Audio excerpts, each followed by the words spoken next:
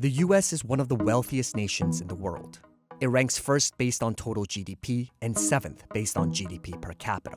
Yet when it comes to food security, America ranks 22nd among developed countries. People are working hard every day in this country to bring food home for themselves and their families. But right now in the United States, we are facing a hunger crisis. 33.8 million Americans didn't have adequate access to food, according to the latest report from the USDA. That's 13.5 million, or 10.2% of all US households in 2021. I'd literally stand on 2nd Avenue at 4 o'clock in the morning. I'd get off the subway and go around behind the restaurants and wait for the bakeries to deliver bread. When you're that hungry to steal bread from the restaurants behind the stores, you're hungry. Spending on food assistance programs has grown exponentially, reaching a record of $182.5 billion in 2021. But food insecurity has only improved slightly since 2001. While the number of people experiencing very low food security grew slightly during the same period. We see times when the economy is doing better, it improves. But we haven't seen major movements on the metric, I would say. The latest research from the Bread Institute in 2014 says the U.S. has lost almost $5.5 billion due to lost productivity caused by hunger. It's much less expensive to feed you than it is many other of our societal challenges. Let's start with food, because the impact on the system is incredibly expensive and will live on for generations. So why are so many Americans still hungry?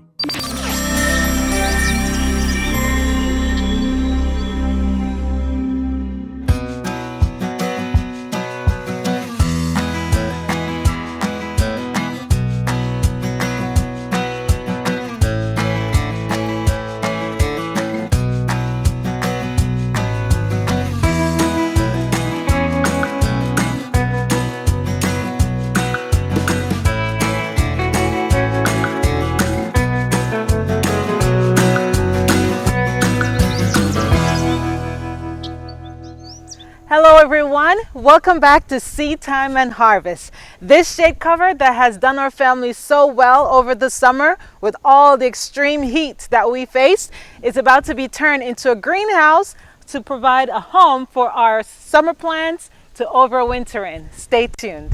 Summer ending does not mean you have to pack away everything for gardening. A matter of fact, this is the perfect time to get your gloves, get your gardening bench, some tools, some seeds, and get outside and start growing. Winter, or the cool season for many, is a wonderful time to grow vegetables. Now, what are some things that you can put in your winter garden? Well, kale, collards, cabbage. All these greens actually taste better when harvested during the winter months, during the cooler season, and it's not that hot.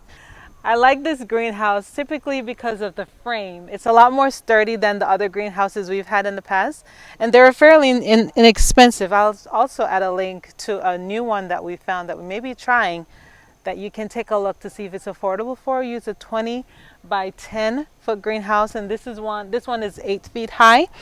It comes with 3 sections. We have a back piece, a front piece, and then one that goes over the entire frame. It's not hard to set up, so we're just going to show you how to do it. We kept the frame up since last winter, and then we just put the shade cloth over it and make it like a little summer garden. So we're going to leave the shade cloth on and just put the cover over the entire frame.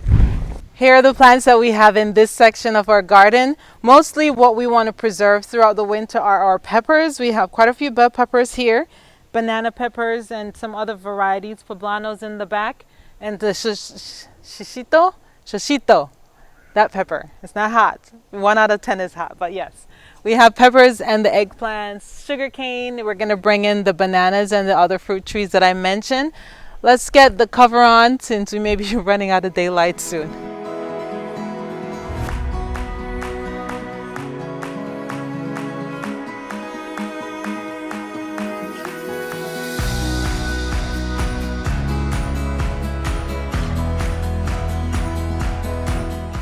Our greenhouse is all done. It was not long by any means. It didn't take much time. If you need to see how we put the frame together, we will attach a link in the description that you can reference that video of how we put the frame together last season. If you don't have a greenhouse, you don't have money to get a greenhouse, you don't want to get in debt, by all means, you can bring your plants inside your garage. If they're small enough, you can pull them in the garage. And if you don't have a garage space, you can get some water catchment trays that you can put your pots in and bring those inside of your house. But the main point is that you are growing something. Winter is coming, but you are growing. So thank you for joining us on Seed Time and Harvest. Don't forget to like, to share, subscribe, and if you have any comments, please leave those in the comment section below. And happy planting!